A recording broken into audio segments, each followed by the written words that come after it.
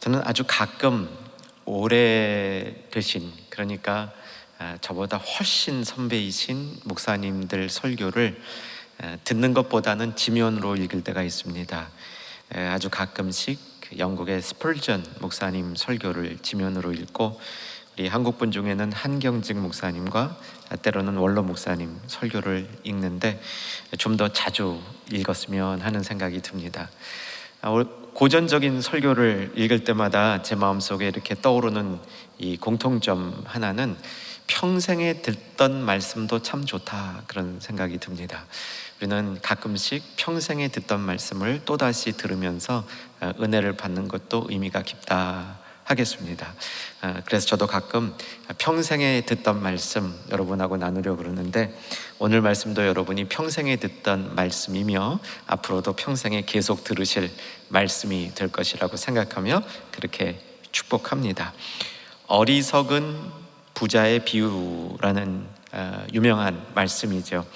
예수님께서 비유로 많이 말씀하셨다는 것은 잘 알고 있는데, 비유를 대할 때마다 우리는 종종 예수님의 비유에 대한 이 큰 그림을 정리하고 가면 좋을 것 같습니다.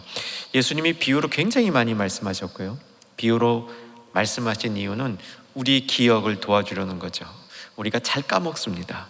예수님도 그러셨을 것 같아요. 가르치면 또 까먹고 가르치면 또 까먹고 그러시다 보니까 비유, 좀 그 기억에 잘 남을 수 있는 비유로 가르쳐주면 그 비유는 좀 잘 기억하겠다 적중했죠. 예수님이 가르치신 가르침 가운데 비유가 많은 것은 비유로 가르칠 경우 우리 기억에 많이 남고 효과도 아주 큽니다. 비유는 의미가 아주 다면적으로 있어서 한 번 딱 깨달은 거 가지고 그게 단 줄 알았는데 나중에 보면 더 깊은 의미가 있고요, 처음에 들을 때 재밌다 했는데 나중에 보면 충격이 있어서 재밌는 게 아니라 찔리고요, 이런 효과들이 비유에 많이 나타나서 비유가 주어진 이 기억의 효과 못지않게 메시지의 전달 효과도 굉장히 있습니다. 예수님이 비유로 말씀하신 3대 주제는 뭐냐면, 첫째가 하나님 나라, 둘째가 은혜, 셋째가 심판. 다 중요한 가르침들인데 이런 가르침을 비유로 많이 설명해 주셨습니다. 오늘은 그 중에 우리에게 잘 알려져 있는 평생에 듣던 말씀, 어리석은 부자의 비유인데, 이 어리석은 부자의 비유에도 반전이 있고 이 비유가 던져주고자 하는 핵심 메시지가 있는데 우리가 그것을 다시 한번 잘 살펴보려고 합니다. 자, 같이 한번 본문을 봐주시면 16절 예수님이 비유로 말씀하셨는데, 부자가 있었습니다. 근데 부자가 있었는데 그에 따라 그 밭의 소출이 더 풍성해졌습니다. 그러니까 상황을 요약하면 부자가 더 부자가 된 겁니다. 부자가 어마어마한 부자가 된 겁니다. 여러분, 이 상황이 다가오십니까? 이 잘 되는 사람이 더 잘 된 거예요. 그러니까 기고만장한 거죠. 인생이 아주 살만한 경제에 오른 겁니다. 여러분, 이 인생이 살만한 경제에 오르는 경험을 하시기를 주의 이름으로 축원합니다. 근데 좀 조심은 하셔야 돼요. 인생이 살만한 경제에 오를 때 우리는 좀 조심해야 됩니다. 왜냐하면 그거를 그냥 마구 즐기다 보면 우리는 실족할 이 위험에 처해 있죠. 우리가 그만큼 연약한 존재입니다. 그래서 하나님이 축복을 우리가 받지 않는 게 중요한 게 아니라 잘 받는 게 더 중요하다라는 판단이죠. 여러분, 성경에 이런 말씀이 있죠. 선줄로 앉아 조심하라. 들어보셨죠? 이거 어디 나오는 말씀일까요? 고린도 전서 10장 12절인데 한번 찾아봤으면 좋겠습니다. 고린도 전서 10장 12절로 찾아가십시다. 고린도 전서 10장 12절 말씀. 고린도 전서 10장 12절에 선줄로 생각하는 자 넘어질까 조심하라 라는 말씀이 있는데 같이 한번 찾아보십시다. 찾으셨죠? 읽으십시다. 그런즉 선줄로 생각하는 자는 넘어질까 조심하라. 자, 그런데 그 다음 절에 뭐가 나오는지 꼭 눈여겨보셔야 됩니다. 13절 같이 읽겠습니다. 시작. 사람이 감당할 시험 밖에는 너희가 당한 것이 없나니 오직 하나님은 미쁘사 너희가 감당하지 못할 시험 당함을 허락하지 아니하시고 시험 당할 즈음에 또한 피할 길을 내사 너희로 능히 감당하게 하시느니라. 바로 이 말씀 앞에 너희가 선 줄로 생각하는 자 넘어질까 조심하라. 이 말씀을 연결하면 어떤 뜻이 되냐면 우리는 늘 넘어질 수밖에 없다는 겁니다. 우리는 서 있을 수가 없다는 거죠. 그래서 서 있는 것처럼 생각하는 순간에 시험이 오는데 그 시험을 오직 하나님의 손에 의해서만 이길 수 있는 것이지 내가 서 있어서 그것을 이길 수 없다라는 말씀을 주시는 거죠. 아멘이시죠? 예. 그래서 그 부자가 더 부자가 됐을 때 이 부자가 어떻게 반응했으며 성경은 그 부자의 어떤 부분을 지적하고 있는지 우리 삶의 교훈으로 삶을 충분한 이유가 있다는 것이죠. 다시 본문으로 돌아갑니다. 자, 이렇게 부자가 더 부자가 되었을 때 그는 어떤 생각을 하냐면 자기의 곡식을 쌓아둘 더 큰 곡간을 짓자, 이런 생각을 합니다. 여러분, 이게 잘못일까요? 잘못이라고 말하기는 너무 과한 것 같아요. 이거 잘못 아닌 것 같습니다. 부자, 제목은 분명히 어리석은 부자인데 뭐가 어리석은지를 우리가 잘 알아야 되는 거죠. 소출이 많아졌을 때 곡간 큰 거를 짓자, 이것은 그렇게 죄된 어리석음은 아닌 것 같습니다. 그래도 같이 한번 내용을 확인합니다. 17절 18절 같이 읽겠습니다. 심중에 생각하여 이르되 내가 곡식 쌓아둘 곳이 없으니 어찌할까 하고 또 이르되 내가 이렇게 하리라. 내 곳간을 헐고 더 크게 짓고 내 모든 곡식과 물건을 거기 쌓아두리라. 자, 그 다음이 조금 문제가 되는 구절이 나오는데 19절 한번 눈여겨 보십시다. 읽겠습니다. 또 내가 내 영혼에 이르되 영혼아 여러 해 쓸 물건을 많이 쌓아두었으니 평안히 쉬고 먹고 마시고 즐거워하자 하리라 하되, 오늘 본문에 많이 나오는 반복되는 언어가 쌓아두자라는 단어이죠. 18절 쌓아두자, 19절 쌓아두자, 그 다음 21절 쌓아둔 재물 등 이 쌓아두다라는 말이 많이 나오는데, 이 쌓아두다라는 단어, 이 쌓아두다라는 개념을 우리가 조금 이해하는 것이 부자가 왜 어리석었고 우리는 어떻게 더 지혜로울 수 있을까 하는 문제에 대한 이 성경의 교훈을 찾을 수 있겠습니다.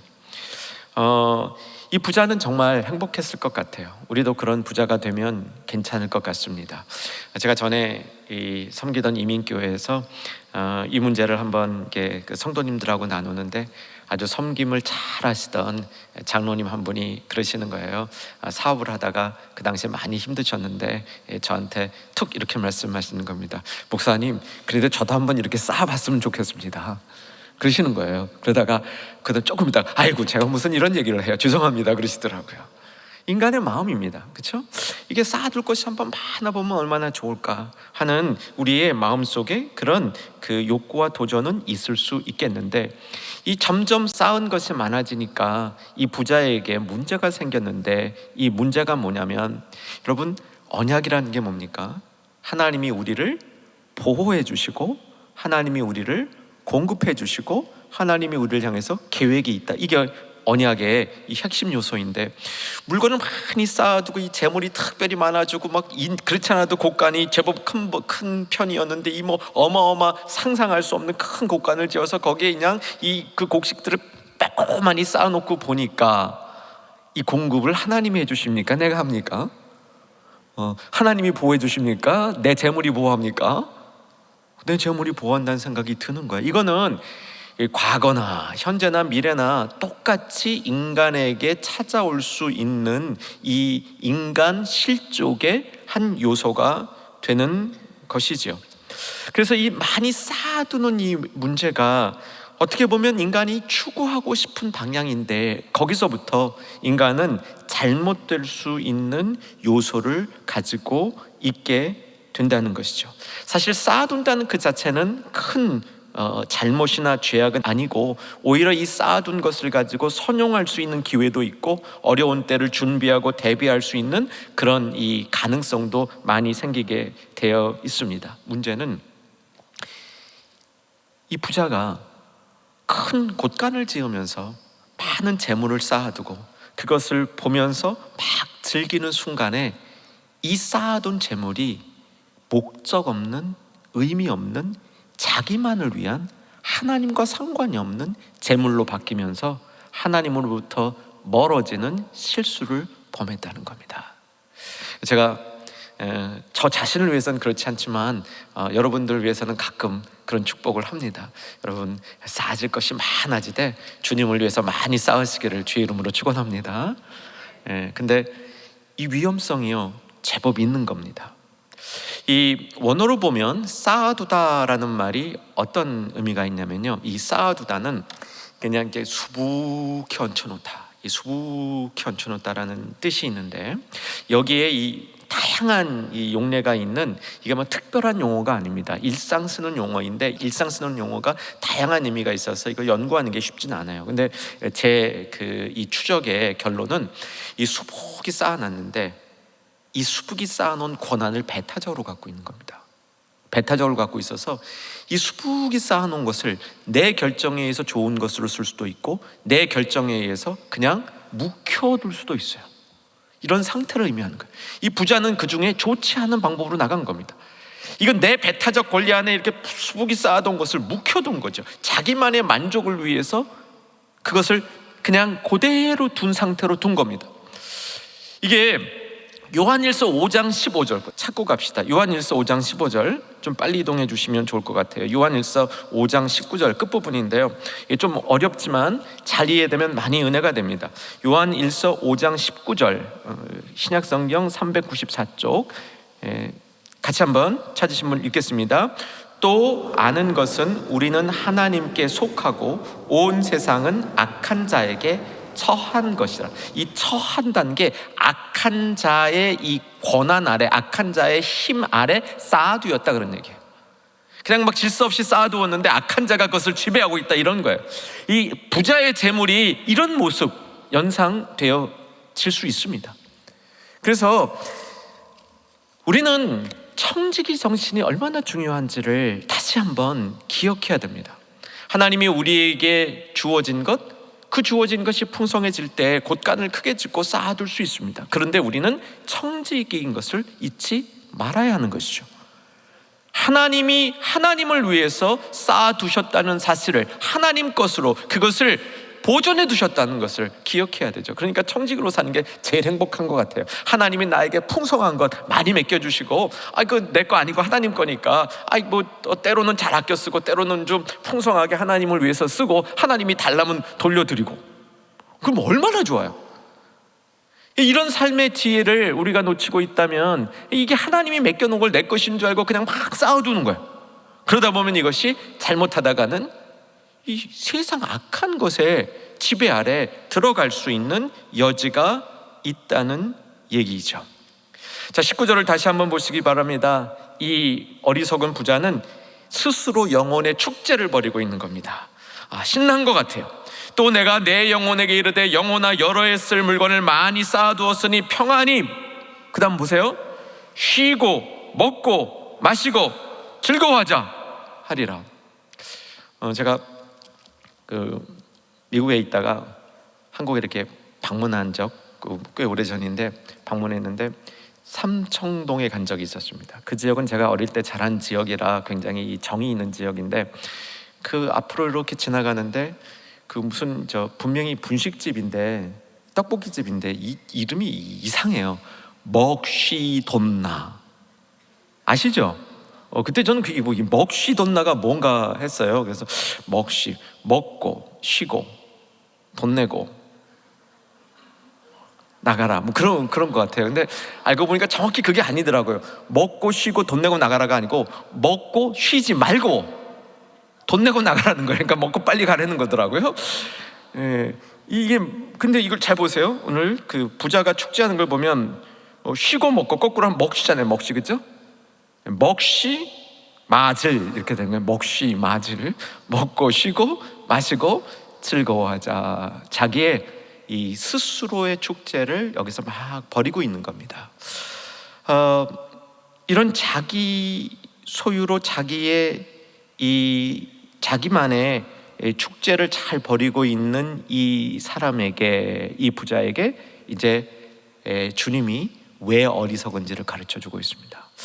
자, 20절을 보면 성경이 말하는 이 부자의 어리석음의 정곡이 나오는데 같이 한번 읽겠습니다. 하나님은 이르시되 어리석은 자여 오늘 밤 내 영혼을 도로 찾으리니 그러면 내 준비한 것이 누구의 것이 되겠느냐 하셨느니라. 자, 19절에서 이 부자는 뭐를 위한 축제를 하고 있습니까? 자기 영혼을, 내 영혼아 내 영혼아 먹시마질하자, 이렇게 얘기를 하고 있는데, 이 부자도 중요한 것이 자신의 영혼이라는 건 알고 있었습니다. 그런데 그 영혼을 즐기는 방법이 자신의 소유에 있다라고 생각을 한 거죠. 20절에 하나님이 주신 정답은 뭐냐면 내 영혼이 제일 중요하다. 그런데 그 영혼을 즐기는 방법은 내 소유에 있는 것이 아니라 그 소유를 주신 하나님께 있다. 왜냐하면 그 하나님은 내 영혼을 당장 취해가서 내가 네 소유라고 생각하는 것을 조금 더 즐길 수 없게 하실 수 있는 분이기 때문이다. 믿어지시면 아멘. 그래서 하나님을 빼놓은 즐김이라는 것이 있을 수 없다는 얘기를 하는 거죠. 정말 영혼을 돌보는 방법은 하나님 안에서, 하나님 앞에 설 때 그 영혼을 바르게 돌보며 즐길 수 있다고 가르쳐 주는 것이죠. 특별히 보세요. 20절 끝부분에 내 준비한 것이 네 것이 되겠느냐라는 이 도전으로 끝나는 겁니다. 네가 쌓아둔 것이 누구 것이 되겠느냐라고 질문을 던지는 거죠. 자, 이 질문으로 돌아오기 전에 여러분, 영혼이라는 단어가 굉장히 어려운 단어입니다. 이 영혼이라는 단어를 저도 오늘 예배 드리러 올라올 때까지 이걸 오늘 말씀 중에 다뤄야 되나 말아야 되나 고민을 했는데 잠깐은 다루고 가는 게 좋을 것 같아요. 이 영혼이라고 번역된 이 헬라어는 사실은 우리가 보통 얘기하는 스피릿, 성령님, 그리고 인간의 영혼하는 스피릿이라는 말과 영혼이라고 보통 번역되는 말은 아니에요. 영어로 번역되는 말은 헬라어로 푸뉴마라 그럽니다. 그래서 한번 해보시면 좀 더 기억에 도움이 될 것 같아요. 따라해 주세요. 푸뉴마. 네. 근데 여기서 말하는 이 영혼은 사실은 그냥 생, 라이프, 생 혹은 혼, 일반적인 혼이라는 말로 쓰는 푸시케입니다. 무슨 러시아 말 같죠? 그래도 한번 따라 하십시다. 푸시케. 예, 그러니까 푸뉴마, 푸시케 좀 다르죠? 예, 요거는 푸시케라는 말인데 이것은 그냥 생애라는 얘기, 혼이라는 얘기도 되는데 사실은 육신, 땅에 속한 어떤 그 이 혼, 생 이런 걸 말하지 초월적인 삶, 초월적인 영혼을 얘기하진 않아요. 이건 이 땅에 속한 삶을, 생애를 얘기하는 거예요. 그러니까 바꿔 말하면 내 생애여 즐기자 이런 얘기예요. 내 인생이여 즐기자 그런 얘기입니다. 그런데 예수님께서는 내 그 인생, 생을 내가 오늘 밤 취하면 네가 준비한 것이 누구 것이 되겠느냐라는 도전을 주시는 겁니다. 자, 이제 한번 이 본문을, 이 비유를 우리에게 몇 가지로 적용해 보십시다. 제일 먼저 예수님이 던진 질문을 우리가 한번 답해 보십시다. 오늘 밤 내가 쌓아둔 재물을, 이 곡식들을 다 쌓아서 정말 어마어마한, 예를 들면 우리 예배당만한 창고에다가 곡식을 다 쌓아서 이건 뭐 쓸래야 다 쓸 수도 없는 그런 재물이 모였다고 하십시다. 이제는 무한대로 쓸 수 있고 자손 몇 대까지는 전혀 일 안 해도 되는 상태, 괜찮죠? 예, 그 정도 축복이면. 예, 근데 그렇게 됐는데 이 밤에 네 영혼을, 네 생애를 내가 뺏어가면, 그러니까 단순히 네 목숨만 뺏어간다는 게 아니라 목숨 및 네가 추구했던 생애 자체를 내가 다 가져가 버리면 하나님의 그런 능력이 있는 줄 여러분 다 믿으시죠? 예, 그러면 그 누구께 되죠? 20절 누구께? 자식 거 되는 거 아닌가요? 그죠? 예, 자식 거 될 것 같아요. 자식 거 된다고 생각하면 그다지 억울하지 않을까 하는 생각도 들 수 있을 것 같습니다. 우리도 생에 많은 것들을 간양한 모아서 자식들에게 남겨주고 싶은 마음이 우리 가운데 없다고 볼 수 없기 때문에, 그리고 자식게 된다면 크게 손해 볼 게 없나 하는 생각이 들 수도 있습니다. 자, 오늘 비유가 16절에서 시작이 됐는데 13절로 갑니다. 13절. 자, 자, 13절, 제가 13절 읽어드릴게요. 무리 중에 한 사람이 이르되 선생님 내 형을 명하여 유산을 나와 나누게 하소서 하니. 여러분 14절 읽습니다. 이르시되 이 사람아 누가 나를 너희의 재판장이나 물건 나누는 자로 세웠느냐 하시고, 계속 그들에게 이르시되 삼가 모든 탐심을 물리치라. 사람의 생명이 그 소유에 넉넉한데 있지 아니하니라 하시고. 자, 이게 재산 싸움 하는 거라고 제가 가끔 말씀드려요. 재산 싸움 하는 중에 그 동생이, 형이 아버지 재산 많이 가져갔는데 그 형에게 좀 뭐라 그래서 그 재산 공정하게 나눌 수 있도록 예수님 좀 도와주세요 그랬는데, 예수님이 그 형제를 놓고 뭐라고 말씀하시면 니네 둘 다 탐심 문제 해결 안 된다 라고 얘기하면서 그 모든 상황을 인간의 탐심 문제하고 연결해 나가고 있는 겁니다. 인간의 탐심은 소유가 넉넉하면 자기의 영혼이 넉넉해질 거라고 생각을 해서 그 탐심은 그거를 부추겨서 더 성장하고 우리를 얽매이지만, 사실 탐심은 근본적인 파멸을 가지고 오는 요소라는 것을 가르쳐 주고 있는 거죠. 내가 많이 쌓아두고 나면 그건 나 없어지면 내 자녀들이 즐기겠지. 그런데 이 자녀들이 재산 싸움하면서 서로 의상할 수 있다는 가르침을 주고 있다는 말씀이죠. 제가 처음 이민교회를 담임할 때 담임하면서 얼마 안 돼서 참 교회를 열심히 섬기시던 권사님 한 분이 이게 뭐 회복할 수 없는 이런 그 병이 발견이 되셨어요. 그래서 이제 제 목회 초기에 그분을 하나님 나라에 이렇게 보내드리는 그런 경험을 해서, 저로서는 첫 경험이기 때문에, 그런 것이 첫 경험이기 때문에 많이 기억이 납니다. 당시 한인타운 백화점에서 굉장히 큰 이런 그 이불 뭐 이런 계통의 사업을 하시던 분이었는데, 이 자녀들이 참 똑똑했어요. 딸 둘이 얼마나 똑똑했는지, 뭐 그냥 그 20년 이전 얘기니까 학교까지 다 거명하면 뭐 스탠포드 나오고 코넬 나오고 뭐 UC 버클리 나오고 뭐 이런 쟁쟁한 딸들이었고, 뭐 직업도 엄청 좋아요. 근데 이 권사님이 돌아가신 다음에 남겨놓은 아버지하고 딸들 사이에서 엄마 사업을 놓고 싸움이 벌어졌어요. 서로 자기네가, 저는 그때 참 이해가 안 됐어요. 지금은 이해가 돼요. 근데 그때는 이해가 안 된 게, 아니 이렇게 공부도 열심히 하고 많이 한 이 딸들이 뭐 이런 걸 이렇게 탐을 내나, 그냥 아버지 하시게 하는 게 맞지. 그땐 그런 생각이 참 많이 들었어요. 그리고 제가 자신이 넘쳤어요. 왜냐하면 그 딸들을 한 해는 주례를 했고 한 해는 거의 주례 준하는 일을 했기 때문에 제 말은 무조건 드리라고 생각을 했어요. 그래가지고 이 딸들을 부르고 그 아버지를 이렇게 불러가지고 따로따로 만나서 이게 싸우지 말고, 이게 돌아가신 분한테 예의도 아니고 다 싸우지 말고 그냥 잘 합의하라고. 저는요, 목사 말의 권위가 그렇게 없는 줄 처음 알았어요. 근데 지금까지도 그게 얼마나 도움이 되는지 몰라요. 그래서요, 재산 싸움엔 절대 관여하지 말자. 뼈아픈 그러나 아주 중요한 이 교훈을 받았는데, 이게 사람이 그래요. 다 지금 돌아보면 그분들도 다 후회할 것 같아요.